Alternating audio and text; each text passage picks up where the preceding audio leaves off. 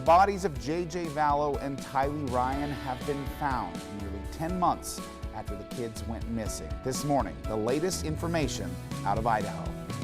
Plus, although most of the Northwest will be seeing dry weather today, we do have the potential for some thunderstorms this afternoon and tomorrow afternoon. We'll talk about where the biggest threat is.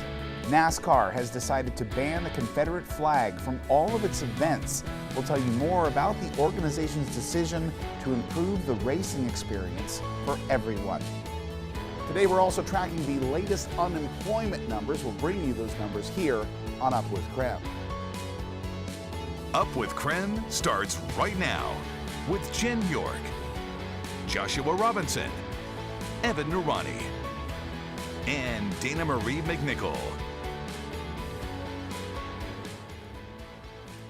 6 o'clock on your Thursday morning. Good morning. Thank you for joining us here on Up with KREM. I'm Joshua Robinson, joined by Evan Noorani in the Weather Center today, as well as our own Shayna Walltower, returning this week to fill in for Dana Marie McNichol. Of course, this week, Dana Marie and Jen York both have the week off. We will be checking in with Shayna in a little bit to discuss more about NASCAR's decision to ban Confederate flags at their events. And Evan Noorani, of course, tracking some thunderstorms coming into this weekend. Evan, let's start with you. Tell us what we know the latest so far this morning. So it looks like as we start off now our Thursday morning, we do see dry weather across the board. It looks really beautiful out there. There are just a few spots where we're seeing satellite radar pick up on some showers, mainly on the west side of the state, moving through central Washington. But the hour-by-hour forecast for Spokane looking pretty positive. 80 degrees is going to be about that forecast high for this afternoon. Things are looking dry all throughout the day with the potential for some thunderstorms. So here's satellite radar imagery right now that does show where the showers are located, mainly down toward the Oregon border, but Spokane County, Kootenai County, both staying dry as we start off the morning. The problem on hand is that toward the afternoon and evening, we could start to see just a few thunderstorms jump in. So coming up, we'll walk through Future Tracker, which shows us the prime spots to see those thunderstorms, and we'll also talk about some wet weather that will hit us just in time for the weekend. Joshua? Thank you very much, Evan. Of course, we'll see you back here in just a few minutes. We want to get right to breaking news this morning. Americans have filed 1.5 million unemployment claims over the last week. Now, this, of course, is as many people continue returning to work. Last week's numbers pushed the total amount nationwide of people who have filed for unemployment to a staggering 43 million. Of course, we're just getting these numbers into our newsroom right now. Over the past few minutes, we will keep you updated in the rest of Up with KREM as the situation makes itself more available. It's 6:02 now here on Up with KREM, and the Superintendent of Public Instruction for Washington State is expected to release guidelines for schools this week. This plan will lay out how schools will approach reconvening in the fall. The state superintendent formed a stakeholder work group that will help form recommendations and guidance for the 2020-21 school year. Now, we will be tracking this announcement all morning long to bring you the latest, but we want to encourage you as well, if you have any specific questions that you would like us to bring to Washington's superintendent, we want to hear from them. Send us those questions to our text line, 509-448-2000. Later this morning here at KREM 2 News, we'll be speaking with the superintendent to bring your questions straight to the source. Right now, of course, the national dialogue is grappling with how to combat systemic racism, and just last night, the Spokane Public School Board took what they hope will be their own meaningful step at addressing the issue by passing a major resolution that has a variety of anti-racist reform plans.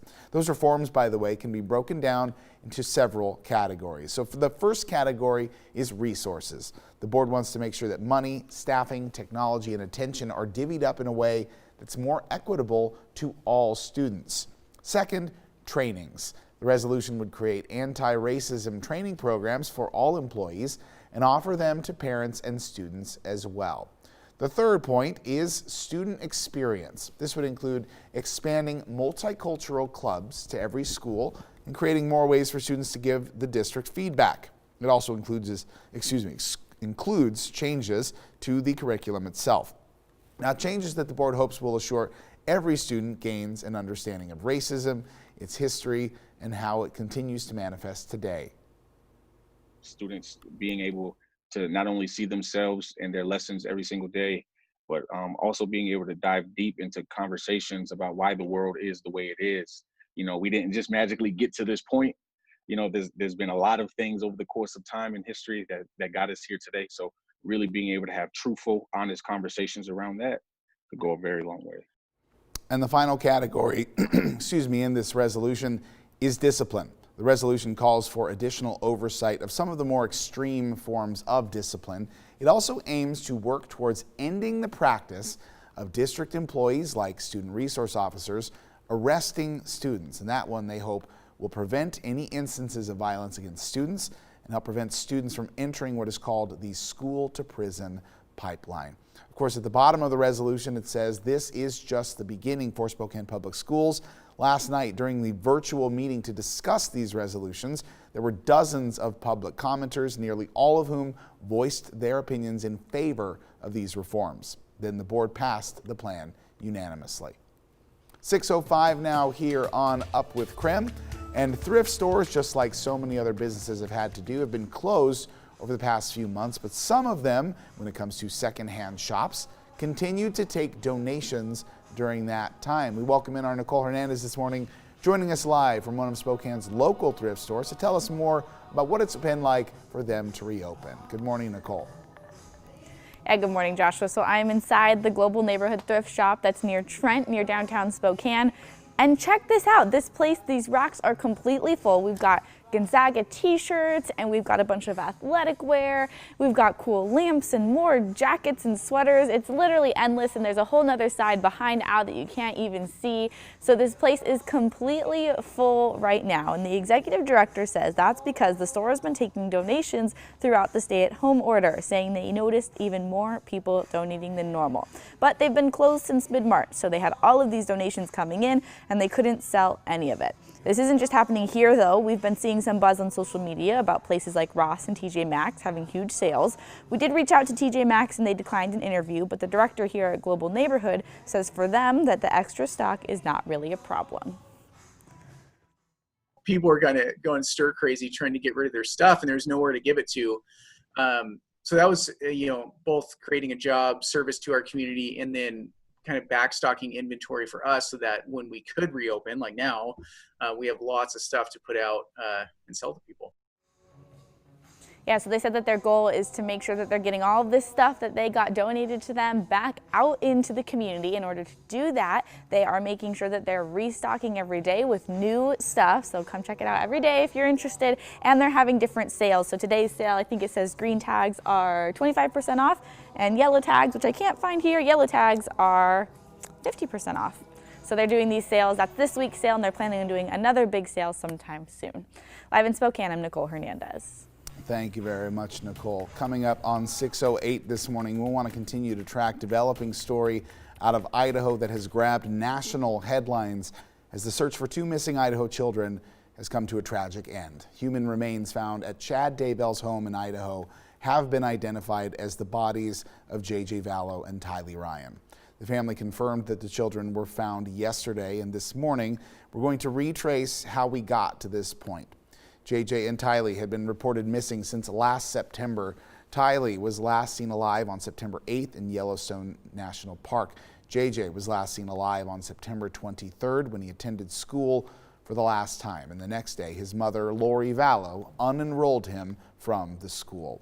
The family of the children released a statement to East Idaho News reading, quote, "The Woodcocks and the Ryans are confirming that the human remains found by law enforcement on Chad Daybell's property are indeed our beloved JJ and TYLEE.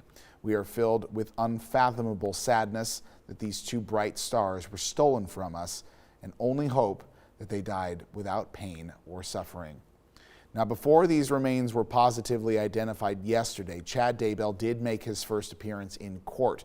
He is charged with 2 counts of destruction or concealment of evidence, according to court documents.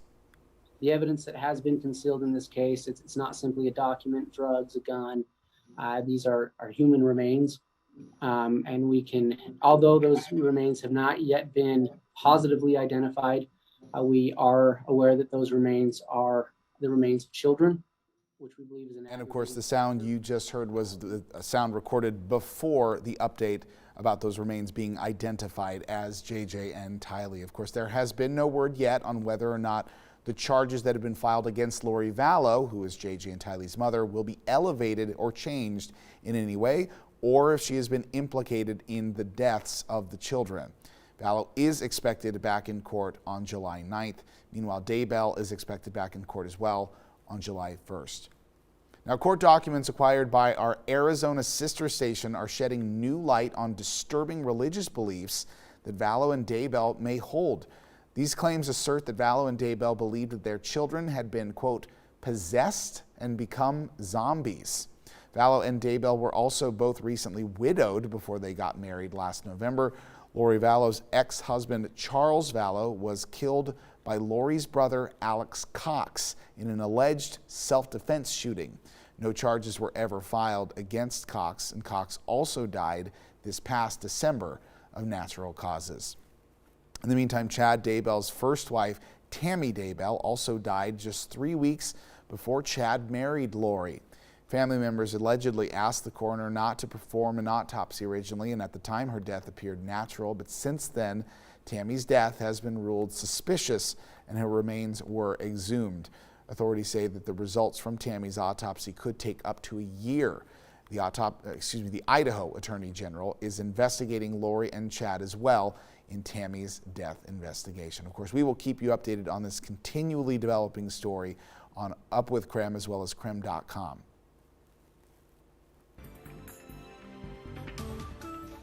Governor Jay Inslee has announced there will be a new investigation into the death of Manuel Ellis.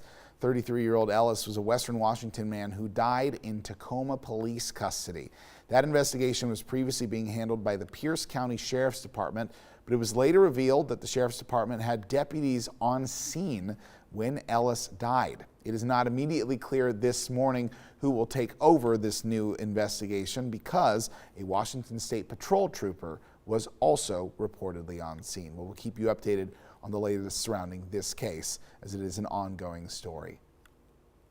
The U.S. military is considering renaming bases that honor Confederate officers that defended slavery or fought against the Union. However, President Trump has said he will not consider it. In a tweet, the president wrote that the bases represented American heritage and a history of winning, victory, and freedom. The president says his administration will not consider renaming any of these military bases. NASCAR, however, is making its own big change by banning Confederate flags from all of their events, and this move comes with the help from a push by one driver who debuted a new race car just last night. We welcome in our Shayna Waltower this morning with the latest on the big move from NASCAR. Shayna, good morning. Yeah, good morning, Joshua. NASCAR has officially banned the Confederate flag from all of its events and properties. The company says the Confederate flag runs against their commitment to providing a welcoming and inclusive environment for all fans, competitors, and the industry. The flag ban comes after Bubba Wallace, the only black driver in the Cup Series, which is NASCAR's top competition, said he's working to completely get rid of it at all racetracks. He drives the iconic number 43 of Richard Petty at the top level in NASCAR. Wallace says he wants to use that platform to address racial inequality. All lives will not matter until Black Lives Matter. So people will look up what this hashtag means and hopefully get a better understanding and know that we're not trying to create division. You're trying to unite. He wore an "I Can't Breathe" t-shirt before last Sunday's race in Atlanta, and now NASCAR is showing its support for the message with a new Black Lives Matter car hitting the racetrack. Yesterday, in NASCAR's return to the Martinsville Speedway in Virginia, Wallace raced with the hashtag Black Lives Matter painted with the scheme on his car. Other racers reacted with support to the news of the Confederate flag being banned and with Wallace being the leader of the change. I'm really proud of what he's doing, the effort he's putting in and wanting to, kind of lead the charge. And I stand behind him. A lot of guys stand behind him in the NASCAR, not only the drivers, but a lot of teams as well, crew members. I'm very proud of him for that. Now, Wallace gave NASCAR credit for the move and called it a huge, pivotal moment for the sport. Joshua. Thank you very much, Shane. Of course, we will keep our eyes on NASCAR in the days and weeks ahead. We're going to take a quick look outside, though. Evan, what can we expect? Well, it looks like we're starting off the morning with partly cloudy conditions. We'll be talking about some thunderstorms that could be moving in by this afternoon, as well as a chance for some cooler temperatures this weekend. Also happening tonight, we are sharing our senior special with you, setting the stage, Graduation 2020, as we highlight our local graduating seniors with an entire special dedicated to you and all of your incredible accomplishments. Tune in to our special tonight on KREM 2 at 7 o'clock. We will see you there. We'll be right back here on Up with KREM.